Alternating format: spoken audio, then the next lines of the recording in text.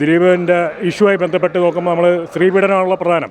നടൻ Charlie Chaplin അദ്ദേഹത്തിൻ്റെ വലിയ കട്ടൗട്ട് വെച്ചിട്ടാണ് IFFKയിലൊക്കെ അതിൻ്റെ മുമ്പിൽ നിന്നിട്ടാണ് പലരും ദിലീപിനെതിരെ പറയുന്നത്.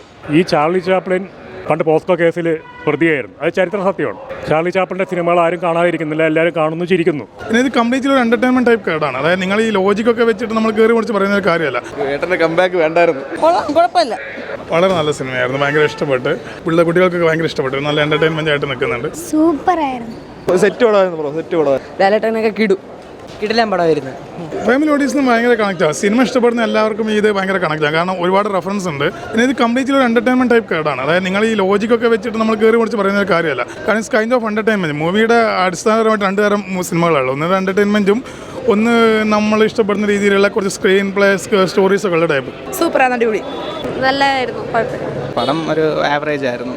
ലാലേട്ടൻ വന്നപ്പോൾ കൊള്ളായിരുന്നു. പേഴ്സണലായിട്ട് പറയുകയാണെങ്കിൽ എനിക്ക് നെഗറ്റീവ് തോന്നിയിട്ടില്ല, ഇഷ്ടപ്പെട്ടായിരുന്നു. ഒരു ഫാൻ ബേസ് മൂവി. ലൈക്ക് നമ്മൾ ഇപ്പം കഥ കണ്ട് ആഗ്രഹിക്കാൻ പറഞ്ഞവർക്ക് എനിക്കൊന്നും പറയാനില്ല. ലൈക്ക് അവർ ആദ്യം പറഞ്ഞിട്ടുണ്ട് നോ ലോജിക് ഒൺലി മാഡ്നസ് എന്ന്. സൂപ്പറായിരുന്നു. ഒന്നും പ്രത്യേകിച്ച് തോന്നുന്നില്ല. എല്ലാവർക്കും എൻ്റെ മൈൻഡ് സെറ്റ് ആയിരിക്കും. ഇതൊരു പക്ക എൻ്റർടൈൻമെൻറ്റ്, ഒരു സെലിബ്രേഷൻ മൂഡുള്ള പടമാണ്. അതുകൊണ്ട് തന്നെ ആ ഒരു കൈൻഡ് ഓഫ് പീപ്പിൾസിന്, യൂത്തിന് എല്ലാവർക്കും ഭയങ്കര ഇഷ്ടപ്പെടും. ഫാമിലികൾക്കൊക്കെ നമുക്കൊരു 2-3 മണിക്കൂർ മറ്റൊരു കാര്യത്തിനെ കുറിച്ചും ടെൻഷൻ അടിക്കാതെ കംപ്ലീറ്റ്ലി സിനിമ എൻജോയ് ചെയ്യാൻ പറ്റുന്ന ഒരു മൂവിയാണ്. ട്രailer എക്സ്പെക്ട് ചെയ്തത് എനിക്ക് ഫീൽ ചെയ്തില്ല. സത്യത്തിലൊരു ദിലീപിൻ്റെ ഒരു ഫ്രസ്ട്രേഷൻ തീർക്കുന്ന പ്രസൻറ്റേഷൻ പോലെ ഈ സിനിമ കണ്ടപ്പോൾ ഫീൽ ചെയ്തത്. സിനിമ കംപ്ലീറ്റ് ഒരു പ്രാന്താണ്. നമുക്ക് കണ്ടിരിക്കാം, ബോറടിക്കൊന്നുമില്ല. ആദ്യം ഫസ്റ്റ് ഹാഫ് കുറച്ച് നെഗറ്റീവായിട്ട് കുറച്ച് 10-20 മിനിറ്റ് തോന്നിയത്. പക്ഷേ അങ്ങോട്ട് പോകുന്ന സമയത്ത് അതൊക്കെ മാറ്റിയിട്ടുണ്ട്. സെക്കൻഡ് ഹാഫിൽ മോഹൻലാൽ ആയാലും ദിലീപ് ആയാലും എല്ലാം കിട്ടുന്ന പ്ലേസിംഗ് ആണ്. ചെറുതായിട്ടുള്ള ബാലു വർഗീസിന് വരാൻ നല്ല റോൾ കൊടുത്തിട്ടുണ്ട് അവർ. ദിലീപിന് നാട്ടുകാരോടുള്ള കലിപ്പും ഒക്കെ ഈ സിനിമയിലൂടെ കാണിച്ചു തീർക്കുന്ന പോലെ തോന്നി. സിനിമ തൂക്കിയത് സത്യത്തിൽ ലാലേട്ടനാണ്. ഇതുവരെ കാണാത്ത ഒരു ഭയങ്കര ഗ്ലാമറായിട്ട് ചെറുപ്പക്കാരനായിട്ടുള്ള സ്റ്റൈലിഷ് ലാലേട്ടനെ നമുക്ക് കാണാം. ദിലീപിൻ്റെ സിനിമ ഇനി മുതൽ കാണരുത് അങ്ങനെയൊക്കെയുള്ള അഭിപ്രായങ്ങളോട് എനിക്ക് വലിയ യോജിപ്പൊന്നുമില്ല. എന്തായാലും ദിലീപ് ഫാൻസിനും അല്ലെങ്കിൽ ഇത് പടത്തിന് അവരാദ്യമേ പറയുന്നുണ്ട് നോ ലോജിക് ഒൺലി മാഡ്നസ്.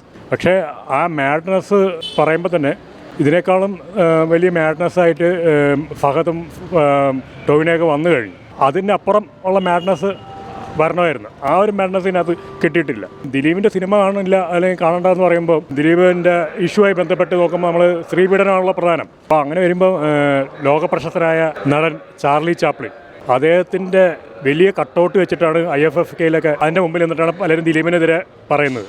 ഈ ചാർലി ചാപ്ലിൻ പണ്ട് പോസ്കോ കേസിൽ പ്രതിയായിരുന്നു. അത് ചരിത്ര സത്യമാണ്. അദ്ദേഹം തന്നെ അത് അഡ്മിറ്റും ചെയ്തതാണ്. ചാർലി ചാപ്ലിൻ്റെ സിനിമകൾ ആരും കാണാതിരിക്കുന്നില്ല, എല്ലാവരും കാണുന്നു, ചിരിക്കുന്നു. കോടതി വെറുതെ വിട്ട് കോടതിയുടെ മുമ്പിൽ അല്ലെങ്കിൽ കുറ്റം തെളിയിക്കാൻ സാധിച്ചിട്ടില്ല. അപ്പോൾ ആ രീതിയിൽ നോക്കുമ്പോൾ നമ്മൾ നിയമത്തെ നമ്മൾ ബഹുമാനിക്കേണ്ടതുണ്ട്. അപ്പോൾ ആ ഒരു അർത്ഥത്തിൽ ഒരു കലാകാരൻ എന്ന നിലയിൽ അദ്ദേഹത്തിൻ്റെ സിനിമ കാണുന്നതിൽ തെറ്റുള്ളതായിട്ട് എനിക്ക് തോന്നിയില്ല. ഞാൻ അതുകൊണ്ടാണ് കാണുന്നത്. പിന്നെ കൂടുതൽ നല്ല ഗ്രിപ്പിംഗ് ആയിട്ടുള്ള സിനിമയായിട്ട് ഇദ്ദേഹം വരുമെന്ന് പ്രതീക്ഷിക്കുന്നു. അത് പറഞ്ഞാൽ തീർച്ചയായിട്ടും കാണുകയും ചെയ്യും.